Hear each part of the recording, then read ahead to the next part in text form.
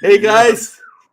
Hey guys, it looks like little technical difficulties here today. I didn't start you off with our nice warm welcome, so why don't I go ahead and do that and give us a few minutes to get ready for our show. We're technically delayed. Our guest is not quite here, but we're ready to chip in and talk hockey.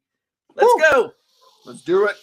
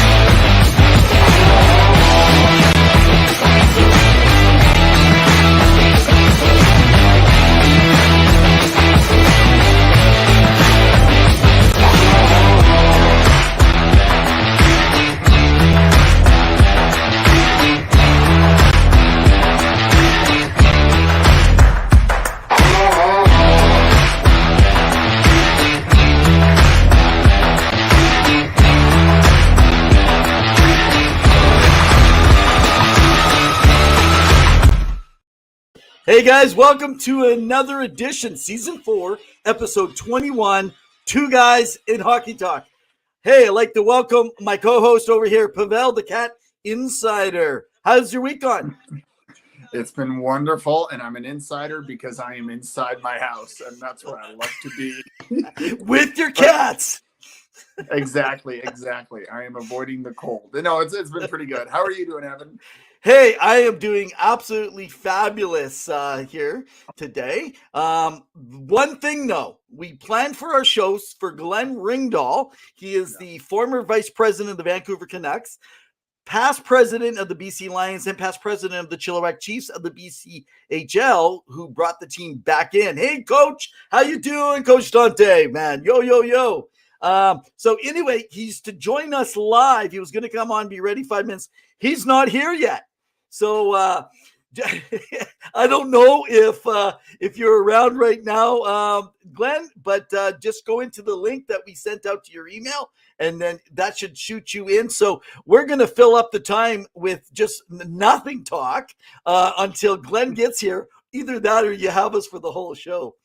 That's fine. Okay, so while we wait for Glenn to come on the show, I do want to shout out LeBron James for for scoring the most points of all time in the NBA. And I know this is a hockey podcast. Don't at me, because what I wanted to share is that people got off and they stopped the game, and the GM Adam Silver came on to the court and said, hey, like, congrats. They did the, kind of a ceremony, mini little thing before they got back to the game with the Thunder. But I wonder, Evan, and I'm going to ask you, do you think that the game will stop when Ovechkin scores the 895 goal mark and beats Wayne Gretzky? Will they stop the game? Let's say it's mid-second period. Okay, so two things. Ovechkin must actually get to that point first. But let's He's not there yet. He's still aging, even though he's an ageless wonder goal scorer. But let's just say it does. My guess is they are probably going to have a 2-3 minute ceremony that will commemorate him. I am sure they will do their best to even bring it in on the big screen. A congratulations from Wayne Gretzky. So I wonder if they pre-tape that and have that done with Gretzky in advance so that they're actually ready to go with it. That would be my thought.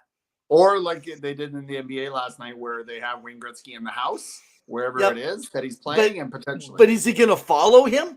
Like I can't. What if he doesn't get that goal 1 night, 2 nights? Like Gretzky's not going to go from arena to arena. Why not? You're telling me Gretzky doesn't want to watch hockey? Get out of here, Evan. Well, does he want to watch Washington Capitol hockey? Either way, so it was a nice little honor. But as an aside, you can put up the post, but you guys can follow us every Wednesday night at 7 p.m. Mountain Standard Time. You can give us a shout, a follow, a like on Facebook, on YouTube. We appreciate it. We love subscribers. We love having you there if you enjoy our content. Give us a follow on Twitter. You can argue with Evan about how wrong he is about everything about Ovechkin at Revenev. Or you can follow me at hockey_2, and we'll have a good, healthy dialogue, and we can talk about how Evan is wrong. Hey, sounds good. Hey, I got some text coming in thinking that we don't have a show, so I'm not sure if one of our streams has not got out or someone's in on an old line. But if you have some friends out there, definitely just go ahead. Take advantage. We are every Wednesday night live right here. You can come in, comment, join in. But definitely we are here, Facebook, Twitter, and on YouTube. Subscribe, follow, and like, and you can check us out. Just so you know, all our comments come into this page directly that we have through StreamYard. And I'd like to also thank our partners at the Sports Empire Network. They are also on all their social media streams, casting tonight, our Two Guys and Hockey Talk. Well, hey, there's been some interesting things happen. Let's talk some post All-Star game. Well, we have some time here. Let's do it.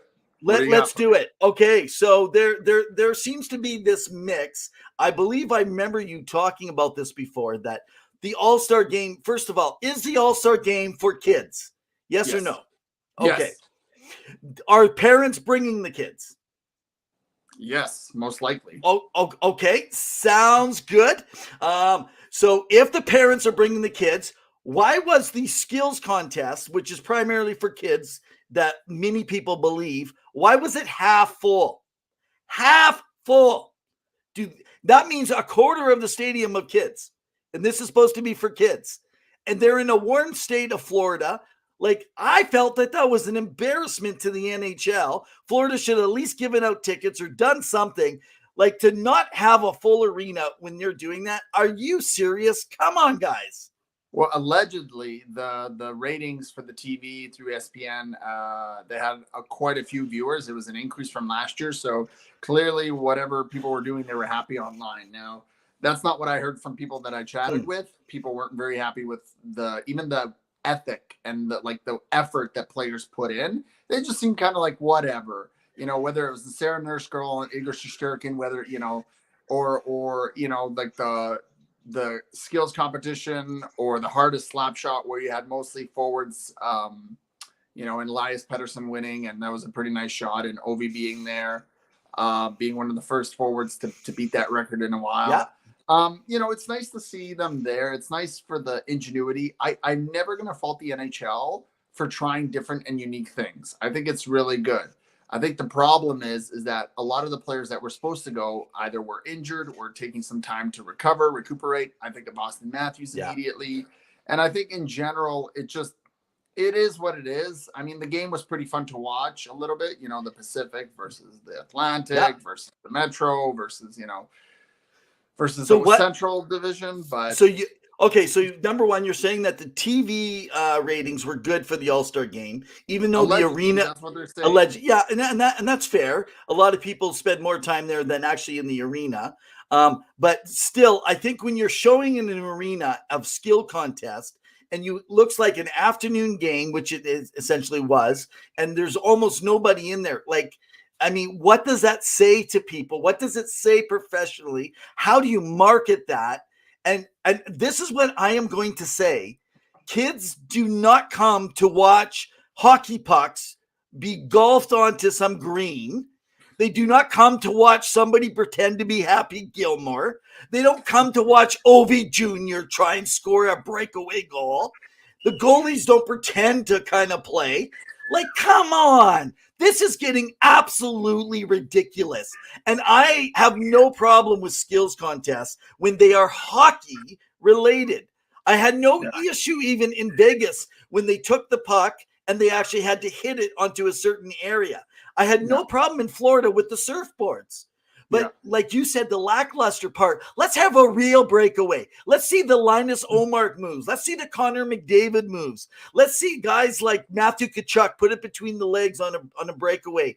Like there's so much they could do, Pavel, and that's what irritates. That's what irritates me, that they think that we're stupid enough to just keep going online and watching, because obviously no one wants to go to the arena. And I almost wonder if they're just faking it right now and make, like, Gary Bettman, go get a different job. I'm sick of you.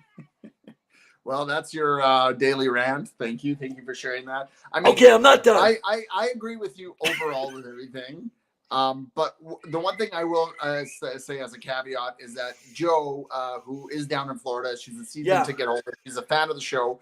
Yes. She got to go to the event. She said it was a good time, and she posted a video of Matthew Tkachuk signing a jersey, and I believe it was the retro one, the beach one, the really cool one, for her son. So I appreciate that aspect. Like when the players are on the carpet and they're walking around and they're signing and autographing and connecting with the fans, that's great. And you do have some of the younger guys who, you know, they're trying to embrace this identity. But the problem is, this isn't basketball. And I know I don't want to keep reverting back to basketball because it's a hockey podcast. But where's the excitement when you have a slam dunk competition? Because people love seeing that. You know, I remember back in the day, they would wear like a Superman cape and they would jump and dunk. You need something like that.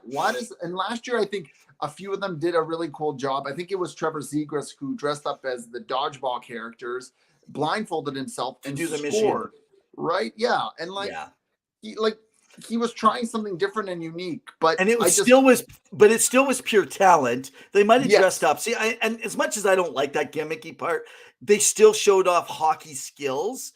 And it's not hockey skills to put a puck in a place where it doesn't even belong. And it's not hockey skills to have a back and forth, two people on a goalie. I mean, it's just not real. I'd also like to say, let's get away with the 3-on-3 hockey. I think that I'm actually sick of it as well. What I notice, there are players, I'm going to name some. Matthew Tkachuk worked hard for that crowd. He actually worked hard in that game. He's from that market. He knows what that market Mitch Marner worked hard in that thing. Yeah. I am going to say this.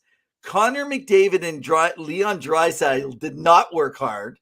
I see them play often because we follow all their games. And that was not an honest effort put in, which I get it. You go there, you don't want to get hurt. You don't want to overdo it.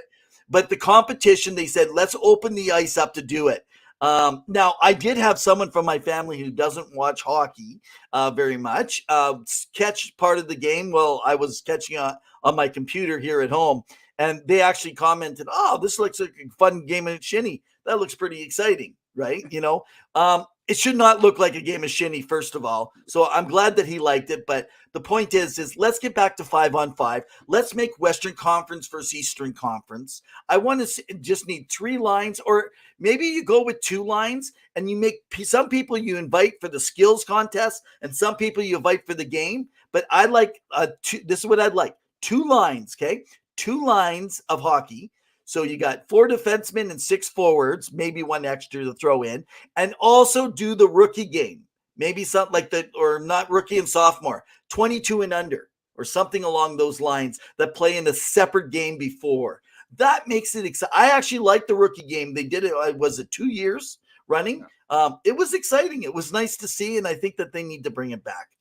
So I have some ideas for next year, and I know it's been announced, and we posted it on Facebook, so give us a follow. It's going to be in Toronto. So here's what I predict. Here's some wild antics. Maybe you can agree, disagree. You can shut me down, Evan, or you guys out there can tell me.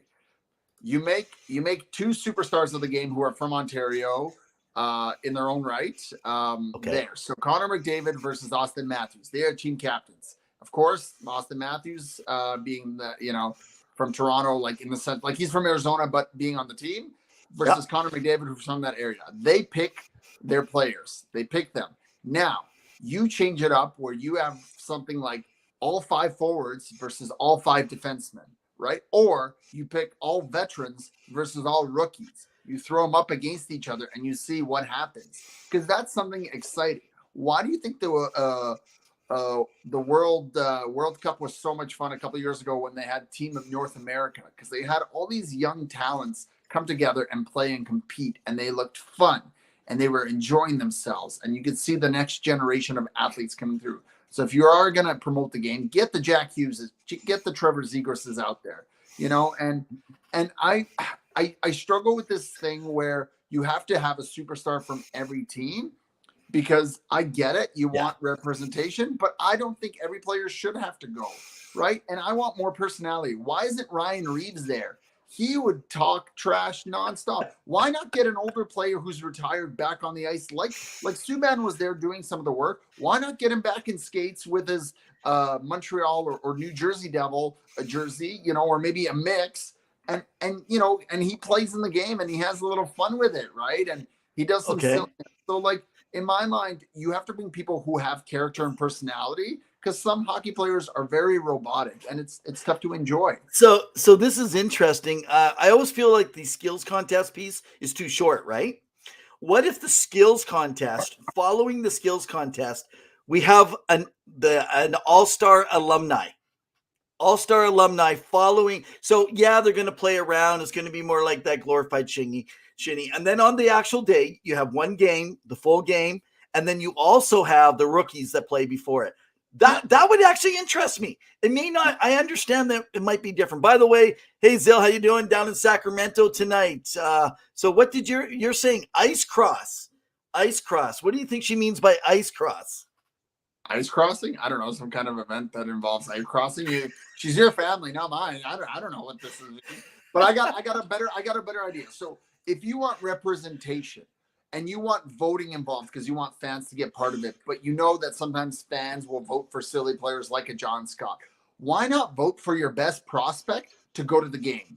Why not have a prospect come from one of your AHL affiliates? They may have played up to 9 games. That's the rule. No more. And you get them out there. So you bring up someone like a Matthew Nyes from Toronto, and you let him play and you let him showcase, and they have a little fun with that, right? Because I felt like the AHL All-Star Game was much funner, more simpler, more to the point, and really focused on what was not a distraction, and that's hockey.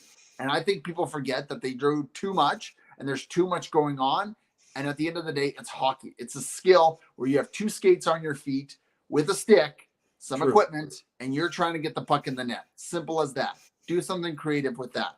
Because I've seen more funner things in the NHL this year in mid-games than I saw at the All-Star break. But that's just me, right? How about a game of fighting in hot? No, I'm just joking. Why not? But make it fun where you have like the balloon, like sumo wrestler outfits, where you, or like big body outfits, right? So that you can protect yourself. Why not? So let's do something here. Let's go ahead. Who would be your, I want you to think of putting a team of all-time tough guys. Who would you select? Now, I know we don't maybe know the right wing, left wing, center, but let's just grab a team of tough guys. Grab me 6 players, a goalie and 5 players. 6 players. Okay. Well, in goaltender, I'm going to go with Ron Hextall. Okay. So Ron Hextall can really throw a mean punch. I mean, Patrick Waugh's up there too. There's a few others. On forwards, I'm going to go with Marty McSorley. Okay. Cam Neely. And who else? Now, Cam Neely is a tough guy. You're putting him in. Yeah. You don't think he's a tough guy? I guess he was tough, but Ty Domi would be my other one. Okay. How about Max? Okay, you're just throwing me on those. I got to think of tough guy defensemen, because like everyone in the 70s and 80s was super tough, and like they really brought it. He's a bit more of a controversial figure. Actually, the next two guys are, but Rafi Torres, I would put. Yeah. I know he's a forward. Yeah, Rafi Torres would be a good one, and he can slug him. His what's his name from the New Jersey Devil, who injured Lindros? Scott, not Niedermeyer. Oh, Scott Stevens. Scott Stevens. I was trying to remember the last name. Yeah, he would be a good defensive, like, big boy that could, take some guys out. Okay, fair. Okay, who's your goalie again? Ron Hextall. Oh, yeah, wow. Okay, so you're not even paying attention to my answers. You're just writing down your own. No, I'm getting myself ready here. I'm actually in communication right now with Glen Ringdale. So, let me throw it at you. So my tough guy is Billy Smith of the New York Islanders from the late 70s and 80s. I'm going to take Billy Smith. In my forwards, I'm going to take Tiger Williams of the Vancouver Canucks. I know they're not all the biggest, toughest guys, but I also not just because you're not either. We need a little skill. So anyway, Tiger Williams, ready? I am going to take Bob Probert. Okay. And in his prime, before he got knocked unconscious by Scott Stevens, I'm going to take Eric Lindros. He can do my goal scoring for me with Bob Probert, who can kick him in there because he can swing them and hit them good too. Now, back on defense, I think what I'm going to do is I'm going to go with Chris Pronger. Okay. I'm going to take him back there. And he's more physical than, like, he's tough, but he's more physical. Yeah, but man, he can cross check you in the face. He's mean. I mean, he elbows whatever you want. And I'm going to take Charlie Huddy of the Edmonton Oilers back in the day. Okay. And be able to run with that. What's that? I mean, yeah, my team would whoop your team. Sure it would. Let's see it in action. Whoever's retired, get on the ice and prove Evan and I wrong. Who's going to win this battle? Oh, okay, hang on. There we go. Oh, come on. No bias there. No bias. I sense some subjectivism there. Maybe potentially nepotism. I don't know. Okay, hey, before we went on air here, while we're still waiting, Glen's having a hard time signing in, so I've just sent him a relink to see if we can get him on joining the show. Just so you guys know, if something does not work out tonight, we will definitely make sure to get him on another night if something comes up. So, okay, so let me throw this out there. You and I were talking. There was some stuff on Twitter that I was out and about. And by the way, why don't you go and mention where people can find us and follow us? You can find us on Facebook, on YouTube at Two Guys in Hockey Talk. You can find us on Twitter at hockey_2 for myself, or Revenev for Evan. And you can give us a follow, like, share, subscribe, send us a message, your thoughts. We always like engaging people. We have a lot of messages behind the scenes. We connect with quite a few of you, and we like making new friends and just kind of connecting about hockey and all things sports, but hockey primarily. Exactly. And a lot of the folks that we do have on, we do connect through Twitter. Many of the folks that's where some of our connections have been. By the way, if you are a hockey fan, Twitter is really the place to talk all your Twitter. Talk all your Twitter. Talk all your Twitter, baby. To talk all your trash is on Twitter. And then you get into those Twitter wars. But this is, as we always say at Two Guys in Hockey Talk, do all you want, trash talk all you want, but just be respectful when you do it, okay? Agreed. That's all that we ask. If you even want to comment in here, what's that? Great cap, Evan. Oh, thanks, Les. You'll notice that we got her on here. we have a few connections tonight. Well, and just for those that do not know, so today we have Glen Ringdale, former vice president of the Vancouver Canucks and past president of the BC Lions, as well as past president of the Chilliwack Chiefs of the BCHL. Right now, we're just having some connection problems getting on, but we promise you, if we're not able to get on near the end of the show, we will. And by the way, that is brought to you by Verhaeghe Law. Verhaeghe Law. Do you need someone to help you with the law? It's Verhaeghe Law. By the way, Verhaeghe Law is my lawyer and also the son-in-law of Glenn Ringdell, who set it up. So that's my joke. I'm advertising for Verhaeghe Law okay. for setting up this meeting with us. I was waiting for the punchline or for the actual what's it called, endorsement that we're getting from them. News to me. Yeah. You're like, woo, money. Yeah, lawyer money, not just any type of money. Yeah, well, I actually maybe I have to have a conversation with Tim over at Verhaeghe Law and see if we can hit them up, because who knows, some of the stuff we might do on here will get our site could be brought down by YouTube or Twitter, or you know how social media is with all that kind of stuff, right? I do. Oh man, yeah, exactly. Oh yeah, and follow us on Sports Empire too. Yes, and we're also going to the game this Friday for the U of A. Yes.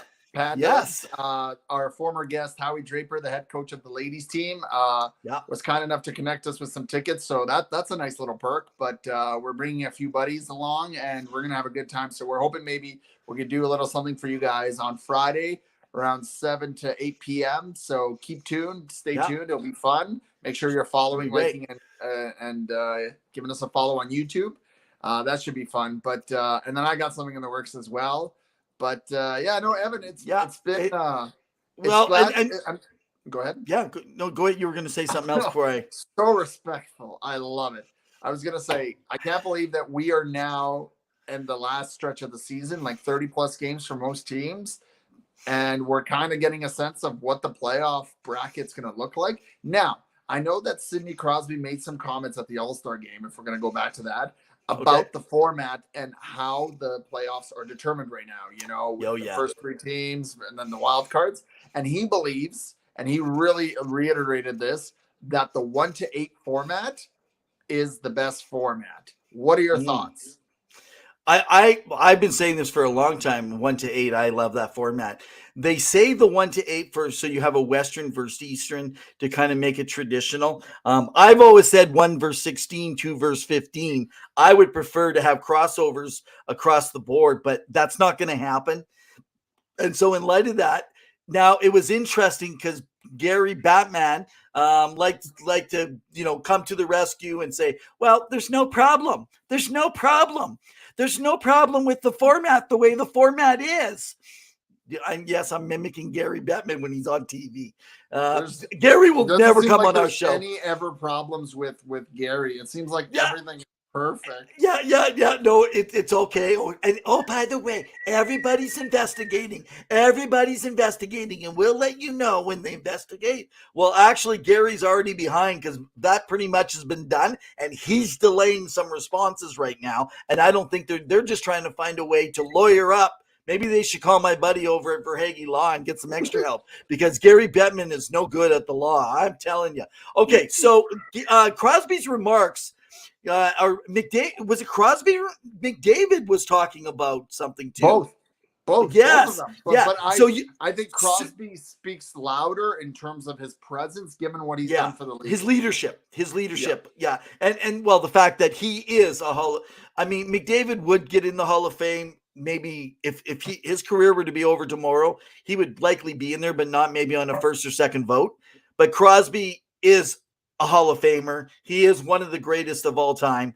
And you really need to listen. The game changed when Mario Lemieux spoke. The game changed when Wayne Gretzky spoke. You need to work with your superstar players and understand they know hockey better than you, Gary. You think you know marketing. You don't know I am on a rant with that guy tonight, man. I can't. It frustrates me because he makes no sense at all anytime. And the wild card, that was the other part. You talked about the wild card. Well, you don't need a wild card if you have 1 versus 8, Gary. Yeah. And you still have 16 teams in, right? So it's half the league. If he wants, maybe. Sorry, I keep interrupting you. No, that's fine. Go ahead. But if he wants a wild card because he wants the excitement, why don't you kind of do like Major League Baseball, where maybe that 8th place, the team, so the last 2 teams in 8 and 9 have a play-in just for those 2 teams on both sides, and and literally it's a best of 2 game. It's 2 nights back to back. No, because they won't have enough time. They won't allow it. There'll be too much time to take up when the other teams are playing, right? Well, they're looking at extending the schedule to 84 games now and shortening the preseason, so maybe you can make that work. But that's just I don't know. That's just my thing. I think people need to remind themselves or to remember that Gary Bettman works for the owners and he's making them money, and it doesn't matter what it is. It's all about money. He doesn't like the games will keep on. He'll keep promoting as best he can and expanding in the best way he can. And I mean, good for Seattle, good for Vegas, good for all these extra teams that have really come into the league in the last few years. But at the end of the day, it's about the dollar bills. And I think that the owners are happy, especially if he is claiming that there is record revenue happening, close to $6 billion. Now, there's a lot that goes into that. It's not just easy cash, direct cash flow of $6 billion, but, because there's a lot of overhead costs for every organization. And that also includes the 5,000 arena in Arizona. But the problem is that he doesn't really care. So I'm wondering with this new announcement with the new NHLPA president, Matt Walsh, I believe it is, in his history working as director of labor in the Biden administration, as well as being mayor of Boston. I wonder, why they brought him in and if they want a little bit more pushback when the next CBA comes up. So it'll be interesting to see, but I think the players need a little bit more leverage. I know it's 50-50. I know they own escrow. I know all this stuff, but the problem is sometimes, again, as I talked about the, All-Star game, it's too much. It's so many things going on, and one of my biggest pet peeves this year are the digital boards. I can't stand it. Oh, absolutely. Just that is like, get rid of them. And especially if a player's wearing a white jersey and you can't see them in the corner. Or I watched recently a game, Anaheim versus Dallas, and the puck had a little tail electric thing going around it. And I was like, on the digital? No, on the digital, little tail on the puck during the power play. So the funniest thing that I saw is they were on a power play. I forget even which team I was watching, and they were they were coming around the corner. Okay, they were coming around the corner to the net, and on the other side on the digital board, it had right there a truck about ready to collide with the player. And at the same time, another player collided with him. So it literally looked like a three-way collision in the corner. I was annoyed. No, you are right, Zylstra. It is not in live games. It was something she was just bringing up that you don't notice that in the live games. That is absolutely and again, 100% correct. There's something really refreshing about watching a game live. Like there's an atmosphere that you really, get a sense of. And I think if you guys go back and watch our episode last week, where Sean Fiery talked about that, he really nails that down, that idea of like the atmosphere of the arena and what it brings and that culture, of that arena, of that fan base, whether it's St. Louis, whether it's Vancouver, Edmonton, whatever it may be, they each have their own unique take on it, right? So it's even though it's still ice or hockey on ice, it's still like a really cool thing. I think the NHL is just trying to do too much, and sometimes they're looking for silly 100%. Ways of revenue, and it's just like sometimes it's not worth the dollar. Just let it grow slowly, gradually. Oh, right? Absolutely right. I mean, it gets kind of monotonous after a certain period of time. It's just like, come on. So, okay. So I do want to make mention. So, Glen has just got back to us. He has just contacted us through our email. Has just let us know. So if I look like I'm distracted, I've been trying to set things up. There has been some technical glitches. He has agreed to come back on the show at time, and we're going to preset and make sure he can get on to our site here. So we are going to reschedule him. So I'm not sure. You're coming in a little fuzzy there, Evan. Am I coming in fuzzy? Yeah, you were coming in a little fuzzy. It was sounding like a. Oh, really? Am I still fuzzy? I know Seattle are Kraken, but are you underwater with the Kraken, or what's happening? Was I coming in fuzzy? I'll just bring it over a little bit more. How's that? Am I okay now? Well, you still sound annoying to me, but whatever. It's still clear at least. Okay, so anyway, so the bottom line is we're having the technical difficulties. We're going to straighten that out. We're going to try to get Glenn back on next week. Now the on the 15th, however, now do I got my dates right? Where are we here? 15th. Yeah, so we're going to see if I can set Valentine's Yeah, Day yeah, for and all then you celebrating that one. and then we have Jeffrey Ad, who will be on to represent the Buffalo Sabres. And following that, we have a group, it's called Five for Fighting, who has been putting videos up for the ECHL and a lot of the fights they've had over the years to save. But YouTube and the big world of YouTube has shut him down. They have been pushing stuff aside, but they're letting other people letting them kind of put stuff that they're not supposed to. So we're going to give them a platform. We're going to bring them on and talk ECHL. We haven't had a chance. The Toledo Walleyes, that's one of the teams that I have one of the jerseys for, thanks to Zill, are in the ECHL. We'll talk about some of the other teams and give you guys some updates, but we want to talk about the whole thing of what he's doing for hockey in and around. And then hopefully next week we can get set up to have Glen Ringdale back on. Not back on, have him on for our first time just because of technical difficulties tonight. In addition, due to some of you mentioning some different ideas, we kind of want to do a PG show. That means I'm probably going to be a lot nicer to Gary Bettman and other people. I will be careful what I say, but we like to bring on some kids who play minor hockey. And so we're going to bring a collection of kids and their parents and older sibling with them. We'll probably bring 4 of them on as what the goal is. And we're going to talk about maybe their favorite moments. So one of them I've got kind of planned. Just recently, they scored 8 goals in a game, so they think they're Wayne Gretzky already, Dad's saying. So we're going to let the kids talk. You know what they say, the old show, kids say the darndest things. Oh, yeah.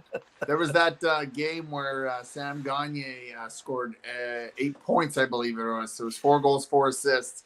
And before that game, people were saying, who is Sam Gagner? The next game, they were saying, where is Sam Gagner? Just because he was so lethal. Where is he? Well, we'll have to tell this little young fella he beat Sam Gagner's record of 8 points because he doesn't have 8 points. He's got 8 goals. Wow. That's very impressive. I feel bad for that goalie GAA and save percentage. Okay. Hey, so let's kind of turn this around a little bit. Okay. So I was going to talk about this earlier, and then I just sidetracked myself somewhere else on my rants about Gary or something.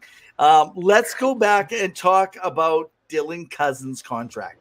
Let's do it. Dylan, yeah. So I have a little bit of an issue with this, the way players are being paid. You got a guy who is at 0.56 points per game, even though this year he's at a pace of about 70 points for the season. He's going to be making over $7 million on a 7-year contract per year. They have a lot of faith that Dylan looks good. He looks good, but is he actually worth that kind of money? Obviously, in a couple of weeks, we'll talk to Jeffrey Ad about that, get his opinion on the Buffalo. But, I don't know. That contract, you seem to like it. Tell us why.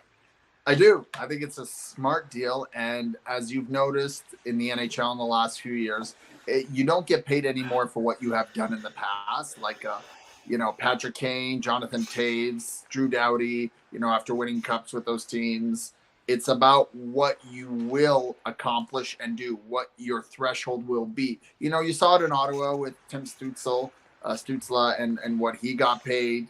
And it's paying off right now for the Ottawa Senators, albeit they're struggling as a team making the playoffs. And you're seeing it more and more. And I think Buffalo is smart here. Now, let's for a moment appreciate the fact that Buffalo hasn't had any bad PR in the last little bit, and that they have really turned the ship around. So, Don Granato has got that team playing. They won the Eichel trade right now. Eichel has struggled in Vegas. Granted, injury has really taken, but overall, Vegas is struggling.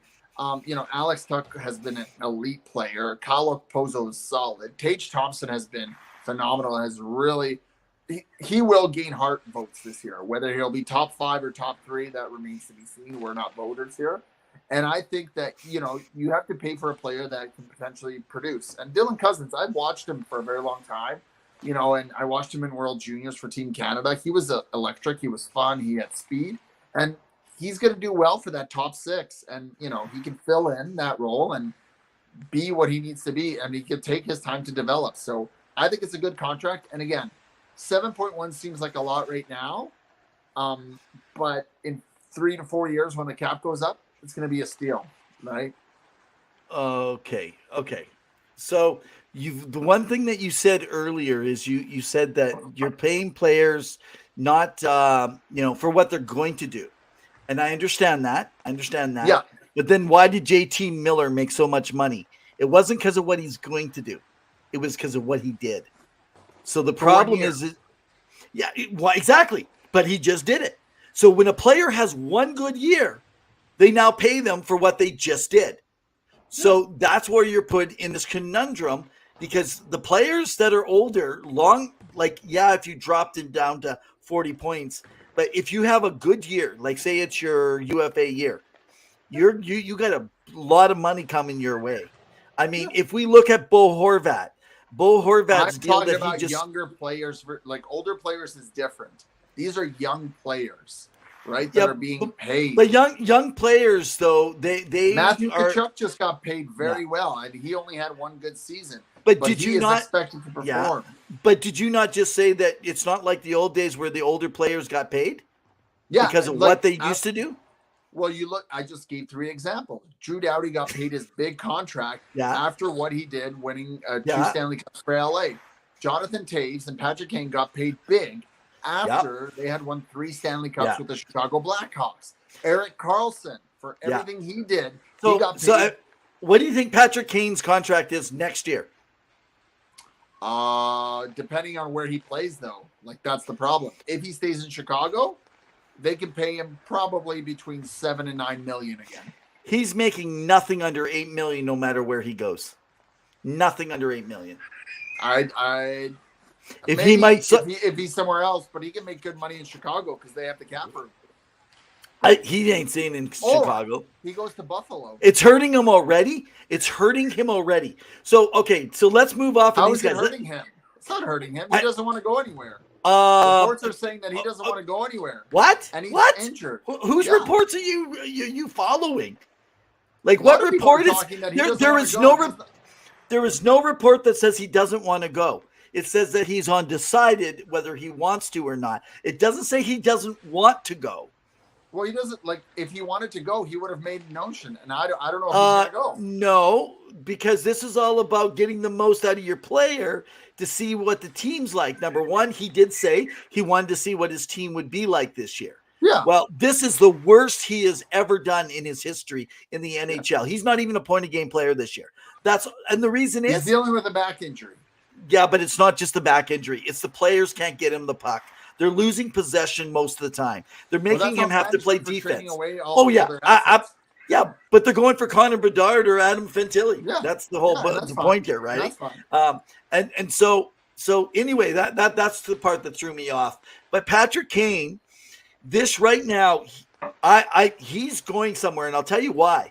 He needs to pack his stats to be able to show a team, whether it's where he goes or somewhere else, so that he can actually they can still think he can play this game of hockey at a point per game. And so he is going to a team that can actually help him produce. That's where he's going there. That's why I still say the Rangers. And the Rangers are interested. So I think it's happening. Hello, Capo Caco. Welcome to Chicago. Well, Alex Lafreniere probably too. I don't know. You think that actually the Rangers would give up on Lafreniere? Yeah. I don't know if they're ready to do that yet. Don't know if they're ready to do that. I think that Kane would probably happily stay in Chicago and take maybe a bit more or less money. Again, I'm saying $7 to $9 million next year. But the problem is like, what does he want to do? Does he want to help the next generation, or does he want to win one more cup? Right? He's already going in the Hall of Fame first ballot. So he wants to win a cup. American players ever to play the game, but again, it's a matter of what do you think he wants to do. And I mean, some players at that point in their career, they just want to play and have fun and enjoy themselves, and that's it, right? And if anything, I think Taves is more likely gone than Kane. I think Kane will stay. Interesting. And maybe sign in the offseason. Zill, you might be driving. Tarasenko? Is that who you're referring to? You think Tarasenko? Either that, Zill, or you're driving and texting at the same time. But Tarasenko to the Rangers, that's an interesting one. I see him in the Islanders, but that's yeah. Oh, you see, well, the Islanders were interested in him previously. Yeah, and he could add that scoring depth that they need, and he's in his final year. Yeah, so we'll see. But they did just give up a first conditional, so I'm not too sure what's left for the Islanders. But again, younger players are getting paid for what they're going to perform. Jack Hughes is another example. He got paid, and he is now playing like it. So right? I think the difference is the players, when they come out of UFA, they're still getting paid for what they did in their past, the older players. And the younger players are now getting their pay for what they could be. All they have to do is have a decent year, and they're going to get a good pay check. And that's why some teams right now that have signed players to between, say, 4.5 and 6 are excelling and have a good chance to win this year and next, say, is because they're keeping those players in the lump with a couple superstars, right? That's one of the reasons that I think that is helping the Avalanche, being careful, not saying we're going to pay Kadri all this extra money and keep them. They'd rather kind of work, maybe not do as well in the regular season, but know that for playoff time, we're going to have some guys and have more room with more depth. Jonathan Huberdeau got paid for what he did last year, having 115 points in Florida. Yes. But now he's been struggling to even make up that ground, right? Like he's only having 50 or 60 points. He's really struggling in the system. So, and I think, as an aside, but I have one more comment. I think as an aside is I don't know if Calgary's making the playoffs. I really don't. And I think there's going to be some rumblings about Daryl Sutter out, because I don't think the team or the locker room is responding to his messaging or his systems. That's all. And so the incident with Jacob Pelcher, it didn't really bother me, but it's still nice for a kid to have his first experience. And when you have up north, U of A goalie come in and serve for 2 minutes versus Daryl Sutter not knowing who Jacob Pelche is, that shows you the contrast in terms of coaching methods and how it's changing, right? But as an aside, what I was going to say is that you look at teams that are looking at the trade deadline and what they can bring in this thing. The two teams that I'm really wondering about is Detroit and Boston, because as you talked about, some team or GMs will pay out players, but with Pasternak and all the players in Boston who take a discount, and with Dylan Larkin and Steve Yzerman putting a foot down about how much he's worth, those two will dictate whether or not those players will get paid, and they're worth it, especially Pasternak. No, what is it? It's looking at $9 million. He's $9 million. Yeah, and I think the line, I think he's starting at 8, and he's looking up. And I think Yzerman has a plan of maybe 7.5. So keep an eye on those two. Here, ready for my prediction? He signs at 8.5 or 8.6 in Detroit. Yeah. He'll get 8 I think he'll get his 8 years at like 8.5, 8.6. That's what I think he'll settle. Here's my prediction. He goes, and who has picks and who has what's it called? Cap space. And can use a good center to bolster their chances in making a run this year. Hint, it's behind your wall. Seattle. Yeah. I on Horvat, and so you think that they would put a trade in, do a trade? Yeah, Seattle. Yeah, I think Ron Francis would. They have some expiring contracts next year, and you bring him in, and you still allow Shane Wright, who's been really dynamic in the AHL, to continue to flourish and develop. Well, he's down. He's playing for the Windsor Spitfires now down in the OHL, however. Sorry. Oh, yes. Yeah, because he got traded. Yeah. But at the end of the day, let him continue to develop, build confidence, and you bring in a different center in the interim. Yeah. Interesting, eh? With that. So I will say Jonathan Toews, I never thought I saw two reports, one's coming out of Minnesota, that Minnesota has interest in Jonathan Toews for a stretch run. Well, that would be the whole trade piece, right? Where they would eat half of the cap space, and they would have to send someone back. And you know who's always rumored as a defenseman is Matt Dumba. You wonder if would Chicago consider Matt Dumba the kind of player that can give you another 3-4 years while you're rebuilding? Well, he's a UFA this summer, so yeah. But they would plan to resign him. That would be the whole point, right? Yeah. And it would actually help on the cap.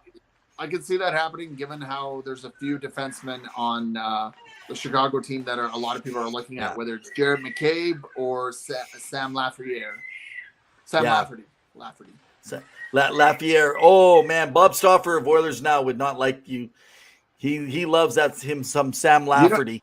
You know what's lost in all of this is that there's been so much chatter about it beforehand and no talk is Jacob Chychrun. Yes. And it's opening up. So it's interesting. Everybody was waiting out the Arizona Coyotes because they're thinking they're going to lower their price. Good on the Coyotes for holding on. And now here's why. What if they get Connor Bedard or Adam Fantilli, right? In the top 1 or 2. One of those players. Connor's ready to step in next year, more likely than not, 95% chance. Adam Fantilli, maybe he spends one more year before he steps up, which is fine in the desert while they're building that new arena. I mean, but no better way to help you on that arena deal, right? Than sell it if you get a Connor Bedard. But even so, Jacob Chychrun going out with what they want, they can really rebuild if someone's willing to pay. And more teams are now starting to look, except what looks like what they wanted 2 first rounds. Maybe it's 1 first round with a second or third, but they want a player who is a first round selection that is treading well. By the way, if you got a first rounder that's not treading well, do not think they're going to take him for Jacob Chychrun. I think they're going to hold out and they're going to still get a fairly good package. And it's all because of a good contract that you're buying. That's the reason. So, hey, Richard. All right, man. Well, any last thoughts? We're going to call it a wrap today. No, it's been a fun show. It's been a ring-a-ding-dang-dang or whatever you say. I can't even repeat myself. Ring-a-ding-dang-dong-dandy. Some words, some noises come out of your mouth. Sounds like my son at night when he's sleeping. So that's what you sound like. But no, it's been a fun show. I'm sorry, Glenn, we didn't get you on the show. We hope to have you back soon. We really want to pick your brain about some stuff. Thank you, everyone, for tuning in again. Remember to give us a like, share, subscribe, and follow every Wednesday at 7 p.m. Mountain Standard Time. We love checking in. When you can't make it, make sure to follow afterwards. We are now on Spotify and Amazon Music, which is really awesome. So give us a follow. It's pretty cool, and we hope to connect with you guys and keep sending us suggestions. Evan, final thoughts. Yeah, no, it's been some good hockey coming out of the All-Star break in the NHL. Right now, pay attention to your junior hockey. Get out, support them, whether they're rebuilding or not. Their teams only take 2 years to rebuild a junior team and get yourself back out in there and ready. And if you're close to an ECHL or an American Hockey League team, do that too. And for those that are following in Nevada, over in Florida and California, Alabama. Thank you guys. My brother-in-law is in Alabama right now. Oh, maybe it's him. He's our one person. No, joking. And then as well as New York, Pennsylvania. You guys are awesome. State of Minnesota. And then also thank you for those over in Europe right now when you guys are catching us always post-show. Last week, again, you guys are great. Always coming on and checking things out. So want to say thank you so much. So, again, it's been a ring-a-ding-dong-dandy. But in the meantime and in between time, keep your sticks on the ice. Stay safe, everyone.